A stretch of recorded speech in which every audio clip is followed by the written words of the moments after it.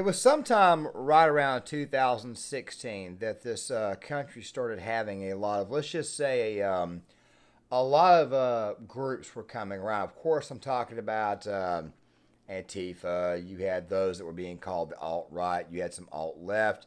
You also had some other organizations, let's just say, that were a little bit more racially segmented as far as, what I meant to say was racially centered.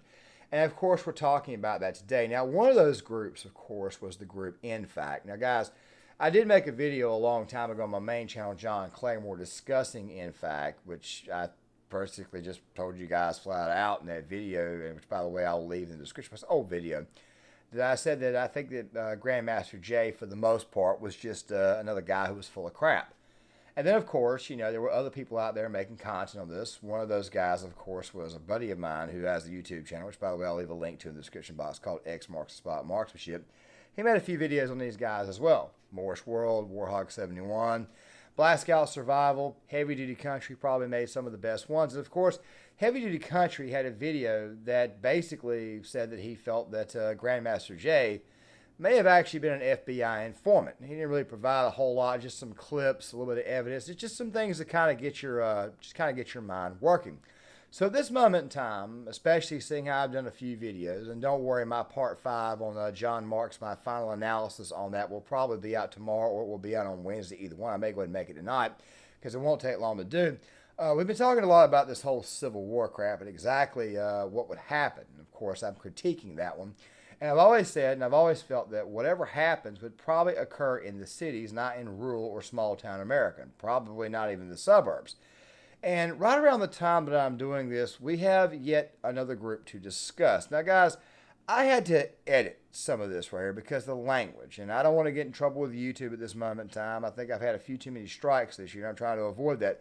So I did have to edit it. I'll explain afterwards. Let's go ahead and roll. Out here, it's them against us.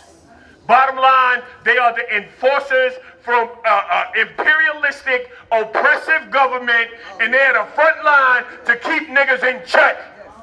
And until you, Nick Bezel, I've been talking to Brother Patrick, and you know what we said? We said we might not have numbers, but less is more. There's plenty of us. I'd rather 10 soldiers than 10,000 cowards. People who are willing to stand up and lay down their lives for us. For us. For us. For our babies, for our mothers, for our... Man, listen. Respect is not given, it's taken. Freedom is not given, it's taken. You think about that. You think about that. Next time you come out on some dumb shit. Media movement, this street will be flooded. Yes, sir. The real movement, Brother Markel, is in the streets. It's in the streets. Y'all come together, get 400-500, get some groceries, give out bags of groceries, and when people come for that free food, you give them knowledge. You give them knowledge. This is about organizing. Yes, sir. This is about organizing. You ain't gonna march your way to freedom. You gonna fight and organize your way to freedom. Black power. Black power. Who's host? Who's host?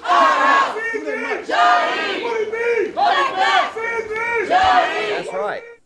BLM now has a bit of a militant wing. Now, guys, the reason why I want to talk about this is not so much the fact that it's this particular group here, even though I'm kind of wondering off the top of my head right now, actually the back of my mind, exactly how many negligent discharges that we're going to hear about in the near future. I'm pretty sure a lot of you guys remember Grandmaster Jay, and of course, him telling people stuff like this right here is a bullpup, and he puts the gun down. Of course, the bolt goes forward, and he goes, "The gun has gone off," which, by the way, we all know he was full of crap. I personally think that what Heavy Duty Country was saying could have possibly been true because it seemed to me like maybe he was trying to lead a certain group of people down a very, very bad path. May it look like maybe a bit of a psyop. Maybe he really and truly was an FBI informant. We really and truly don't know. But you're looking at this incident, you're looking at these guys, and you're looking at all these groups, and you kind of wonder to yourself, is the Black Liberation Front coming back? Is Antifa at some point in time going to be armed? Are all these groups, and by the way, I've already made my thoughts known, that I felt that during the George Floyd riots, what was really going on was that the Antifa protesters, the white liberals, were actually pushing blacks into the cops, probably in the hopes that, yes, I'll just say that there. By the way, YouTube, this channel right here does not advocate for violence or anything. We just discuss the actual topics, of course, that are going on in the world that we may need to actually look out for. No advocation or anything like that. I need to start doing that more often. I apologize, guys, I've not done this because, of course, as you guys know, a lot of times I just kind of wing it. But the thing is this right here.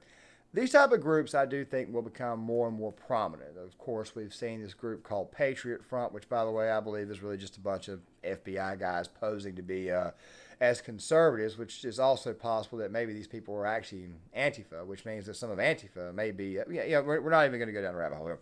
The fact of the matter is that this type of stuff right here is becoming more and more prevalent. It makes me wonder exactly where it's going to come at, or exactly how it's going to start. And I keep thinking to myself, is it possible, especially now that BLM, for example, which, by the way, they're being exposed more and more and more, is it possible that BLM, who hates Mayor Eric Adams of New York, is it possible that they're about to all go at one another? I'm just kind of just throwing that out there because it seems to me, like I've been saying for a while, that if something was to occur in this country like a revolution or something like a civil war, it would more than likely be just good old-fashioned blue-on-blue crime. Of course, people who live in red areas would probably not be as affected because supply lines to cities would more than likely be cut. I just figured I would throw this out here that we have a brand new group coming about. Now, guys, with that right there being said, I'm going to give you guys a couple of new updates and kind of preview the very, very next video. Make sure you guys stick around for this. Also, one more thing, too. Go ahead and hit that like button.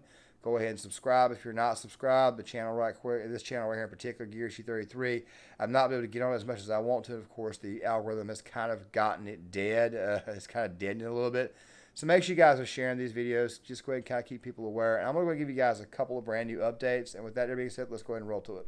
The past 4 videos that I've done on this channel have been a critique of John Mark's Civil War 2.